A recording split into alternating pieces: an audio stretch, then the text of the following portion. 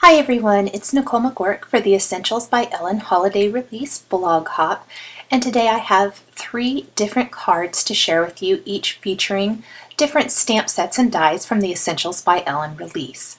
My first card is an almost one layer card.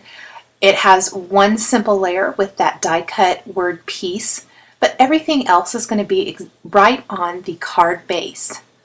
This is featuring the Bokeh Dots stamp set, which is an awesome bokeh background building stamp set. I am using the circles from the stamp set to build a border along the right side of my card. And I chose to go with something a little less traditional than maybe the red and green you would see at Christmas time, and chose to instead do green and gold, which I think is a really fun, pretty elegant kind of look. This is kind of a elegant modern is what I like to think of it. Very modern in design with the circles and things, but the color choices make it a little bit more elegant. So I am building my border here with all the circle designs using Forever Green, the Soft Olive, both of those inks are from Hero Arts, and then from Sukaneko I'm using the Golden Glitz ink for my gold. And I'm simply building the design along the right side of my card with these circles. And you can do this however you want. You could even cover the entire background. There's just tons and tons of different ways to use these stamps. You could even take some distress ink after you've stamped and really distress up the piece and make it look even more like a bokeh background. So I'll continue to build this until I have it the way I want it to look, and then I'll be ready to add my greeting. I am going to take the brushstroke piece craft die and run it through my Big Shot machine with some gold glitter cardstock. This is the POW glitter cardstock from American Crafts, and then I'll pop out that die cut word piece.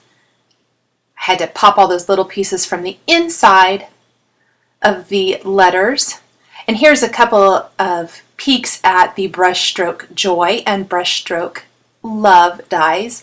All of these are awesome dies, great to use not only on your cards but maybe scrapbook page layouts, December Daily, Project Life, all kinds of different things.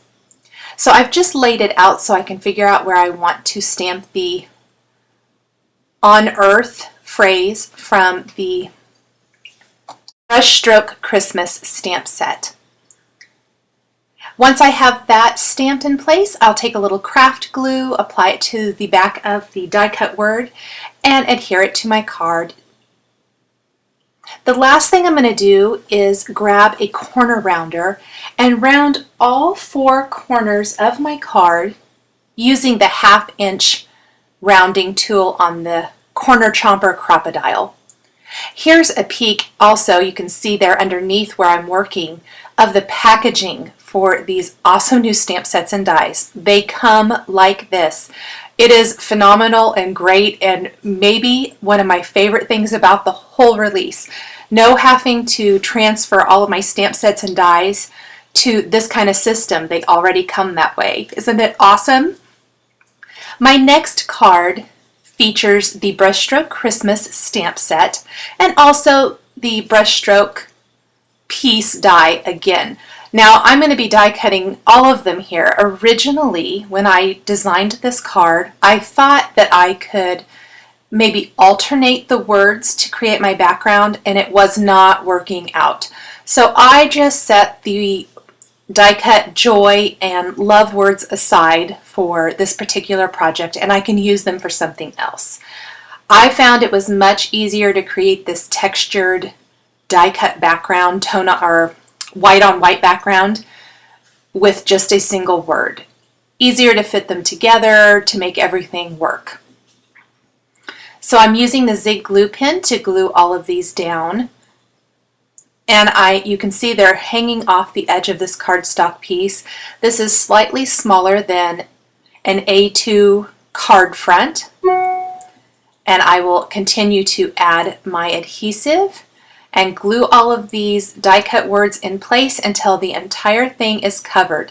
Now, I didn't die cut a word for every single little section because anything hanging off can be trimmed and then maybe fit in those little areas. You can see here I trimmed off some of that. I can reuse these.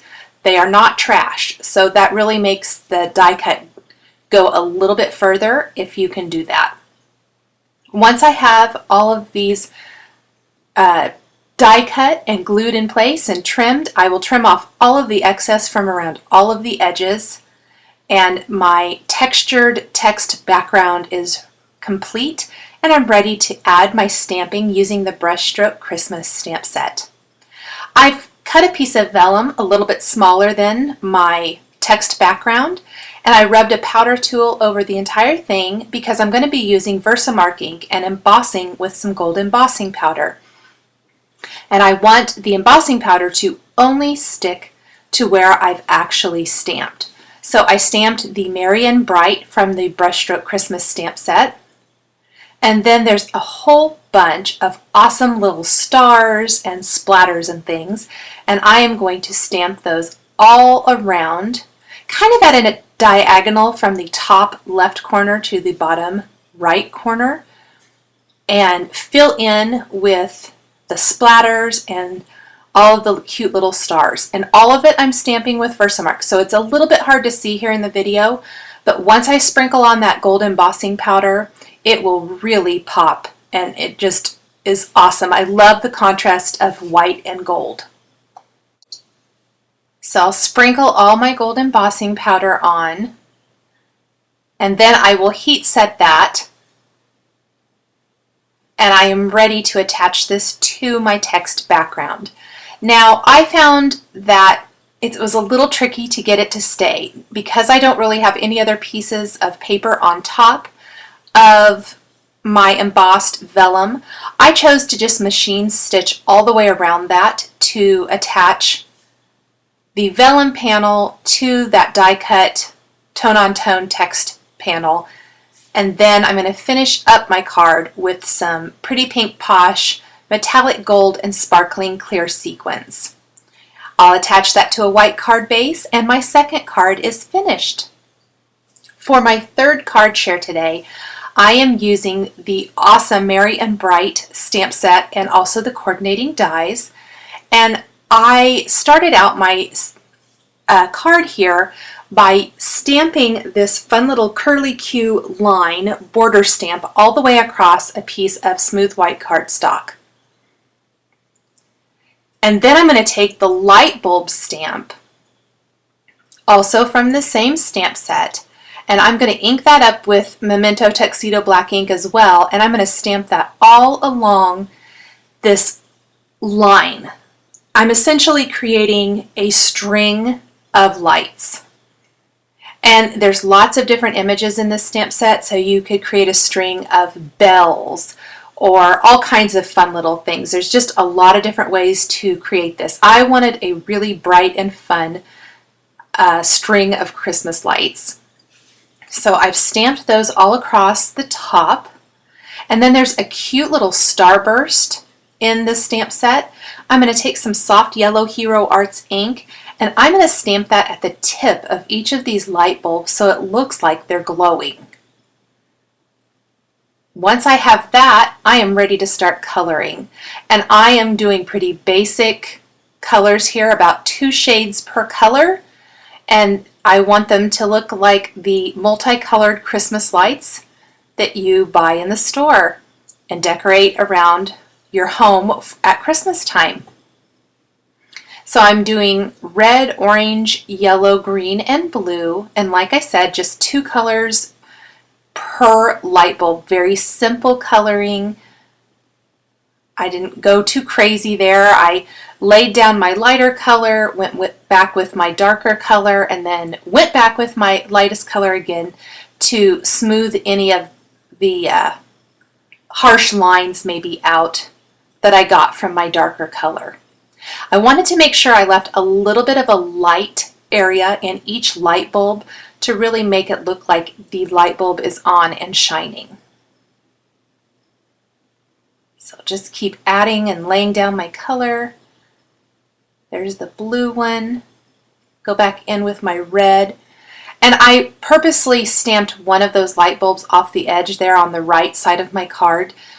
I always feel like it looks a little more natural if you don't have everything sitting right in the center of your card. You want some of those images to be hanging off the side. So once I have all of these colored, I am ready to add my greeting.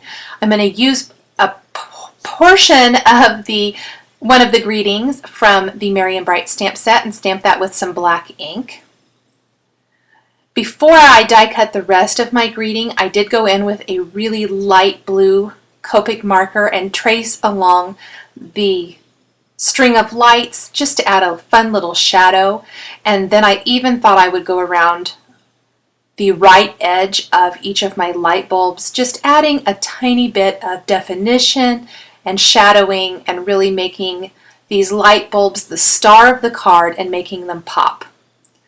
I took the Wink of Stella clear glitter marker and went over that little starburst that I stamped at the tip of each of the light bulbs to make it kind of sparkly and to accentuate the fact that the light bulbs are on and glowing.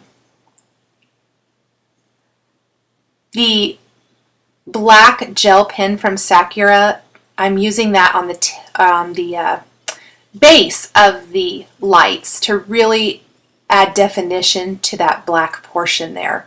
It really draws your eye in, I think.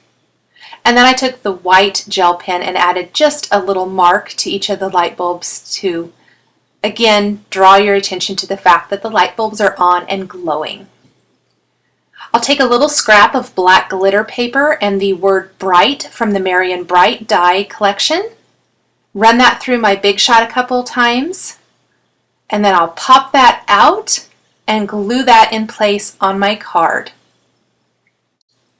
Finally, I will add some fun glitter paper to the top and the bottom of my card, glue everything to my card base, and add a little silver ribbon.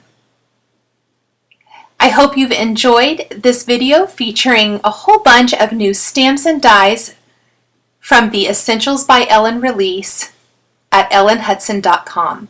The supplies I've used are listed and linked below the video on YouTube. Thanks for watching, happy holidays, and we will catch you next time.